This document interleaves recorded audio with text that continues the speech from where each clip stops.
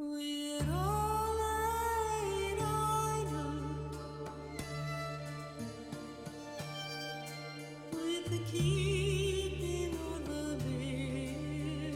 Welcome to Whispers of Oxenfurt, a podcast dedicated to the Witcher book series by Polish author Andrzej Sapkowski. All music, as usual, comes from the Witcher 3 soundtrack. I'm your host, Brett, and today we will cover the short story, A Question of Price, which introduces a huge cast of characters and an origin story that will come to dominate the narrative of the later books. After the summary, I'll discuss a little about the law of surprise and some historical and literary examples that include the Bible and the Brothers Grimm. There's a lot to get into with this story, so without further ado, let's get going with A Question of Price.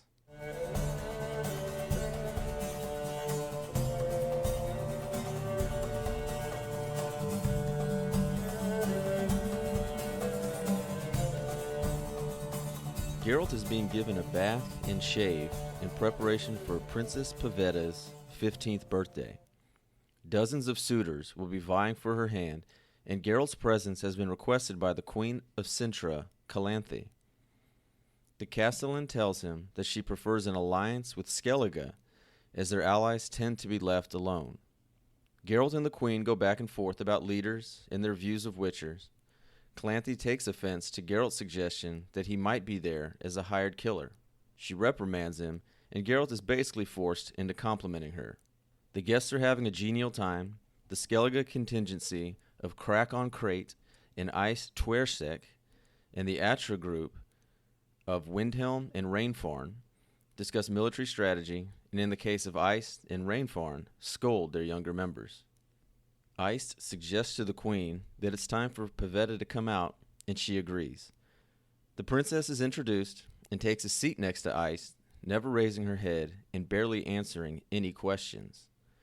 Calanthe tells Geralt that she requires him to make sure an alliance between Cintra and Skellige is ensured. Geralt says that this borders on the impossible, and she retorts that everything can be dealt with. It's only a question of price. He agrees to help, and discovers his sword hidden beneath her throne. Just then, an armored man enters and introduces himself as Urchian of Erlenwold.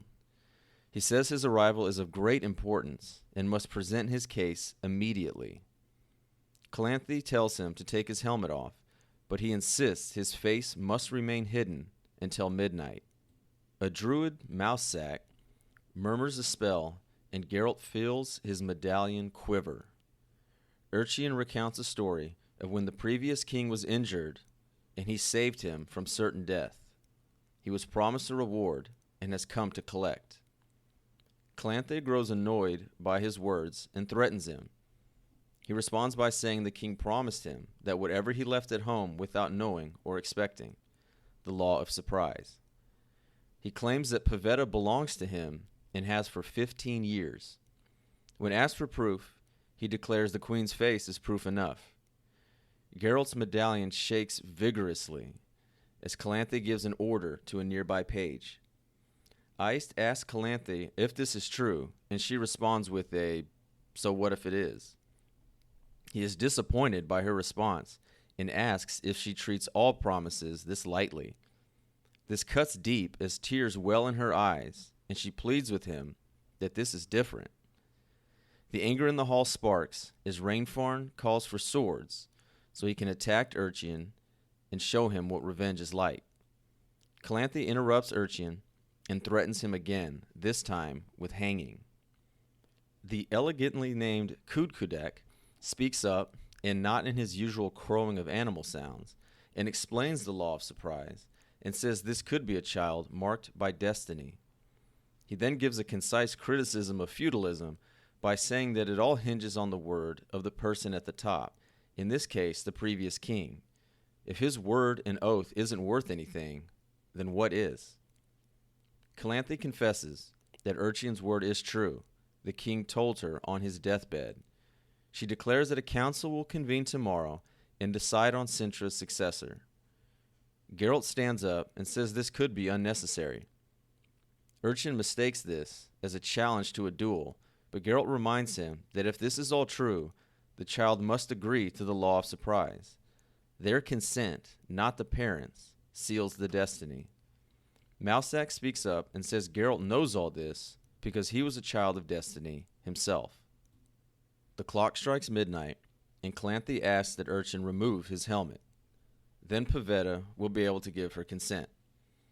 He removes his helmet and shows himself to have large bulbous eyes, a snout, and mouth full of sharp white fangs. Calanthe smiles in victory, but it is a short one. The force that has been moving Geralt's medallion and filling the hall is now squeezing his temples. Mousak clenches the table, and breadcrumbs form into a word that Geralt can read. Careful. Pavetta gives her answer, and to the queen's horror, it is yes. Urchin grows cocky and demands that Calanthe be the one to place Pavetta's hand in his. This further incites Crach and Rainfarn, and the queen calls for the guards. All hell breaks loose. Rainfarn leaps towards Urchin with a dagger, but is slowed by Kudkudek, giving Urchin enough time to slam his gauntlet into Rainfarn. Calanthe demands that the guards kill Urchin. The guards attack him, and despite fighting back with his armored gauntlets, Rainfarn finds an opening and stabs him. Pavetta cries out, Duny! Despite all this happening, Geralt just now decides, hey, maybe I should actually move and do something. Geralt and Ice proceed to defend Urchin from the guards and Rainfarn. Pavetta's cries reach a fever pitch, and soon a greenish flash erupts. A horrifying wail rings out, sending tables, chairs, and plates violently across the room. Calanthe is thrown to the floor, and Ice covers her from the shrapnel. Geralt crawls over to Mousak and sees Pavetta lashing out her cry in every direction. Anyone on their feet is sent flying. Mousak tells Geralt she needs to be restrained, and on the count of 3, they make their move. Geralt gives the sign of Ard, and Mousak sends forth a 3-stage curse. The Ard shatters a chair, but does nothing else. Pavetta hangs in the air, surrounded by a green sphere, and sets her sights on the duo. She eventually lets off a little, and they hit her again, this time successfully. She collapses to the ground and begins to weep. The room slowly starts to recover. Mousak tells Geralt that a virgin would not be able to use the Force, and that she inherited it from her grandmother.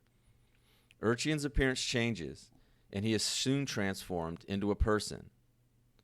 They ask what has happened, and of course the bell ringer was early, and it has only now just struck midnight. I think we can deduce that this was the order that Calanthe gave to the page earlier. Calanthe comes to and demands all of them meet in her chamber. Duny, Urchin, explains that he was cursed, and from midnight to dawn is an ordinary man. He was told that a child of surprise would free him of the curse. Pavetta tells them that they have been together for nearly a year already. The queen states that she has no desire to stop them from eloping, and they can even reside in Sintra. She also says that she accepts a proposal from Ice that will make him the new king. She then asks that Mousak remain as Pavetta's teacher and help harness her ability. Before wrapping things up, Calanthe tells Geralt that she is indebted to him, but Duny interrupts and says that he is the one who is in debt. She tells him not to interrupt and tells Geralt to ask for whatever he would like.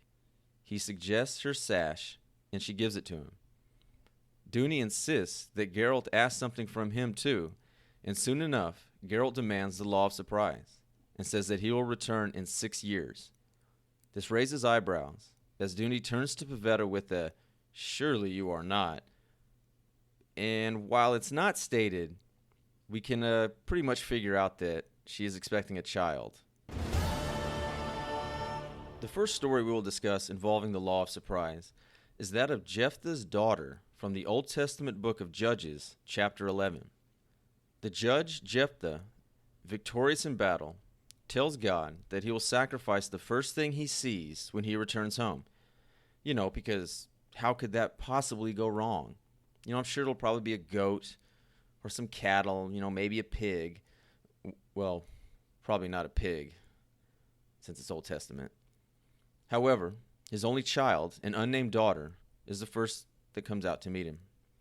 She insists that he fulfill his vow, but requests 2 months to weep for her virginity.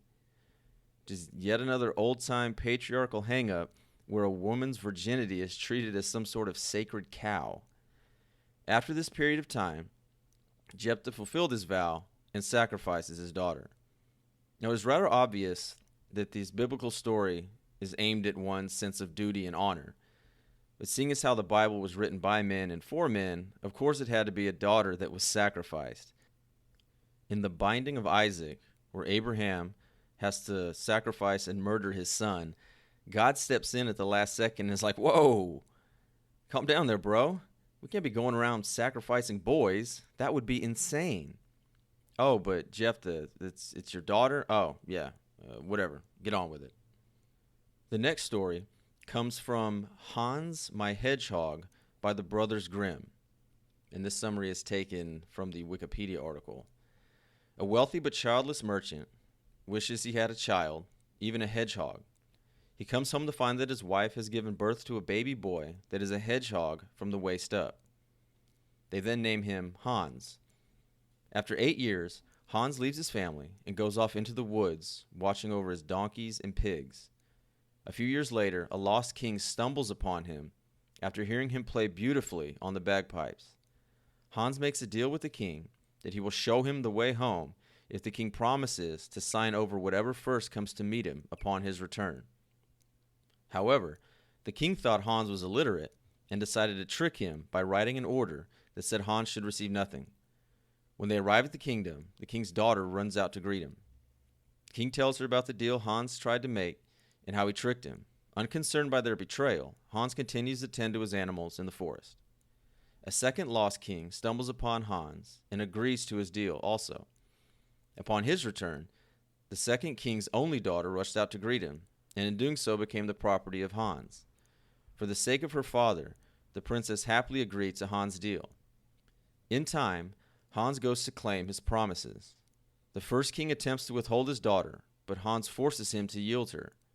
Hans then makes her take off her clothing, pierces her all over with his prickles, and sends her back to the kingdom in disgrace. The second king agrees to the marriage. The princess holds herself bound by her promise, and Hans marries her. On their wedding night, he tells the king to build a fire and to post guards at his door. Hans takes off his hedgehog skin and quickly has the guards throw it in the fire. Hans appears black as if he had been burned. After physicians clean him, he is shown to be a handsome young gentleman. After several years, Hans returns home to collect his father, and they live together happily in the kingdom. Like the biblical story, what is hit upon here is the theme of doing your duty. The king doesn't get punished for his treachery, and that is inflicted upon the woman. I find it interesting that in both of these stories, the offerings were daughters and not sons. I would think the point would hit harder, especially to the older generations, that the king had to sacrifice his future heir. But then I guess the hero of the story wouldn't get his prize. In a question of price, if we look at how Iced and Kudkudek react to Calanthe's attitudes on oaths, that they must be taken seriously. We get a hint that Iced and Calanthe are closer than it seems, as she was gravely hurt by his remarks about her taking other oaths lightly. That oath was clearly the one about them getting married. The themes of these stories tell us that honor above all is sacrosanct, and going back on your word is unforgivable. Please send all comments, questions, and suggestions to witcherpodcast@gmail.com. And please rate and review this wherever you get your podcasts. Thank you for joining me, and if I sound a little funny, it's probably a lack of sleep and lovely Texas allergies. But thank you again for bearing with me. Next time on Whispers of Oxenfurt, we get to find out how Geralt and Dandelion, the audiobooks pronounce it Dandelion, and it's been stuck in my head ever since. But Dandelion does roll off the tongue a lot easier than Dandelion. but I'll keep it to that one. So anyway, we will recount the first adventure Geralt and Dandelion have as they get into some trouble with some elves and a devil in The Edge of the World.